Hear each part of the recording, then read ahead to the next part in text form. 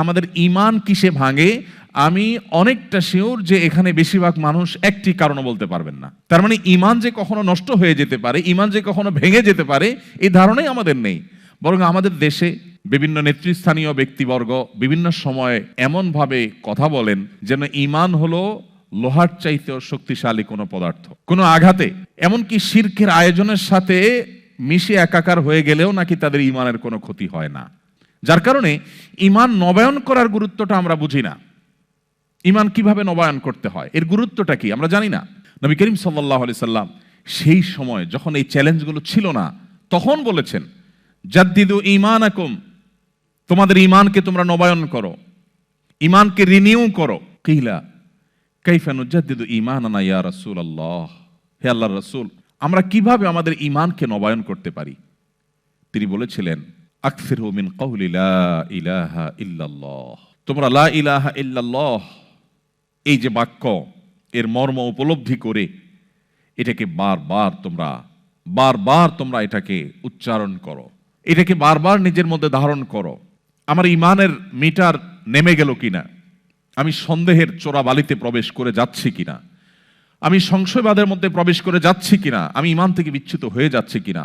গভীর মনোযোগের সাথে আমার সম্পদকে যেরকম আমি প্রতিনিয়ত হিসেব নিকেশ করি, আমি যেরকম সব সময় আমার সামাজিক অবস্থান, আমার ক্যারিয়ার, এগুলোকে সব সময় যেরকম আমি টেক কেয়ার করার চেষ্টা করি, ঠিক একইভাবে ঈমানের টেক কেয়ার করা, ঈমানের নার্সিং করা, ঈমানের পরিচর্যা করা, এটা আমাদের ঈমানকে শক্তিশালী করার জন্য অপরিহার্য।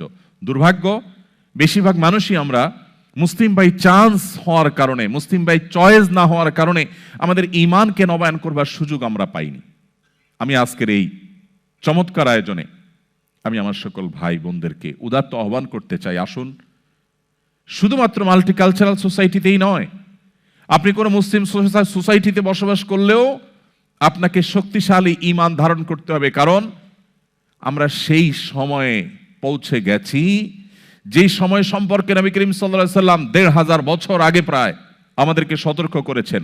ইউসবিহুর রাজুলু মুমিনা ওয়া ইউমসি কাফিরা ওয়া ইউমসি মুমিনা ওয়া ইউসবিহু কাফিরা ইয়াবিউ দীনাহু বিআরদিন মিনাদ দুনিয়া। নবীজি বলেছেন, এমন একটা সময় আসবে মানুষ সকালে ঈমানদার থাকবে, মুসলমানের খাতায় নাম থাকবে, কিন্তু দিনের মধ্যে এমন কিছু সে দেখেছে, এমন কিছু তার ব্রেইনে ঢুকেছে, এমন কিছু তাকে বাই প্ল্যান দেখানো হয়েছে যে তার ঈমানের আইডেন্টিটি থেকে সে সরে গেছে, সন্ধ্যায় সে বেঈমান হয়ে গেছে।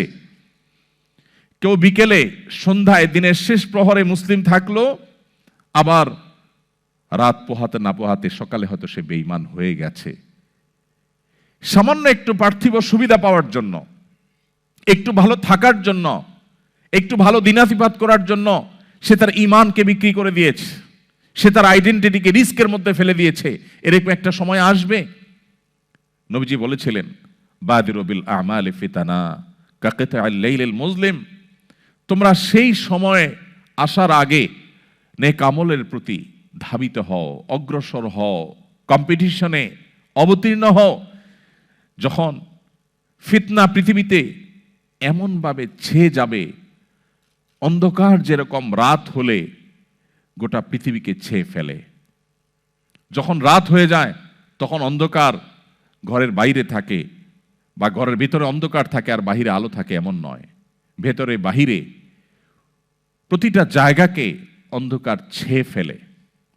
রাত হলে যেরকম অন্ধকার সবকিছুকে ছেয়ে ফেলে, ফিতনা গোটা পৃথিবীকে ছেয়ে ফেলবে। মুসলিমের ঘরেও প্রবেশ করবে, অমুসলিমের ঘরেও প্রবেশ করবে। মুসলিম সোসাইটিতেও ফিতনা ঝেঁকে বসবে, মাল্টিকালচারাল সোসাইটিতেও ফিতনা ঝেঁকে বসবে।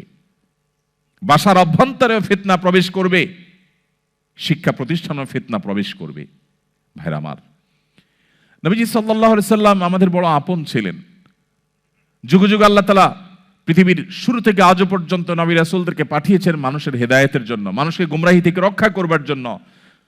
আমাদের নবীজি বলেছেন, কোন আগুন জ্বালাবার পর পতঙ্গ বা পোকা এসে যেরকম আগুন উপরে ঝাঁপ দিয়ে পড়ে এবং আত্মাহুতি দেয়, তোমরা সেরকম জাহান্নামে প্রবেশ করবার জন্য দলে দলে ছুটে বেড়াও, কখনো অর্থ উপার্জনের নামে, কখনো হায়ার এডুকেশনের নামে, কখনো তোমার সামাজিক অবস্থানের নামে, কখনো তোমার ক্যারিয়ারকে ডেভেলপ করবার নামে, এক এক সময় এক এক নামে তুমি জাহান্নামের দিকে যখন ধাবিত হতে থাকো, তুমি জানো না কোন দিকে যাচ্ছ।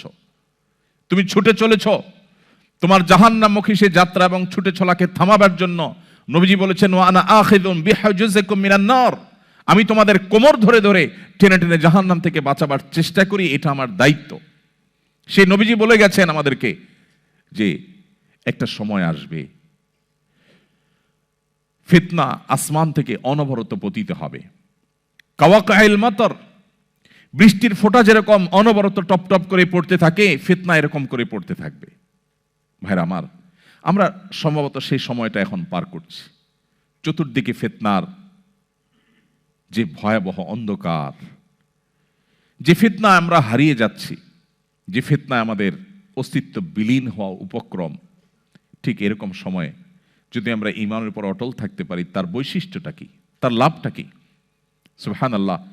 তিরমিজি বর্ণিত আরেকটি হাদিসে নবী করিম সাল্লাল্লাহু আলাইহি ওয়াসাল্লাম বলেছেন, এমন একটা সময় আসবে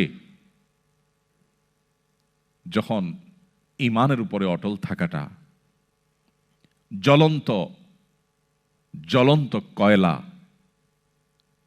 আগুনের কয়লা হাতে রাখার চাইতে কঠিন হবে বা হাতে রাখার মতো হবে। নবীজি বলেছেন, সেই সময় সবর করাটা, ঈমানের উপরে টিকে থাকাটা, সমাজের সবাই একটা স্রোতে দৌড়ায়, তার বিপরীতে দৌড়ানো সহজ বিষয় নয়। কিন্তু এই কাজটা যারা করতে পারবে, নবীজি বলেছেন তাদের কাজটা কষ্টসাধ্য এতটাই যে জ্বলন্ত আগুনের কয়লা হাতে রাখার চাইতেও বা রাখার মতো কষ্টের, কিন্তু এর বিনিময়টা আবার সেরকম ঈর্ষণীয়। তিনি বলেছেন 50 জন মানুষ আমল করে যে পরিমাণ সওয়াব পাবে, ওই সময় এই রকম প্রতিকূল পরিবেশে যিনি নিজের ঈমানকে, নিজের আইডেন্টিটিকে, নিজের আমলকে, নিজের মুসলমানিত্বকে যে ব্যক্তি বুলন্দ করে রাখবে, উঁচু করে রাখবে, ধরে রাখতে পারবে, আল্লাহ তাআলা তাকে 50 জন মানুষের আমলের সমপরিমাণ সওয়াব তাকে দান করবেন।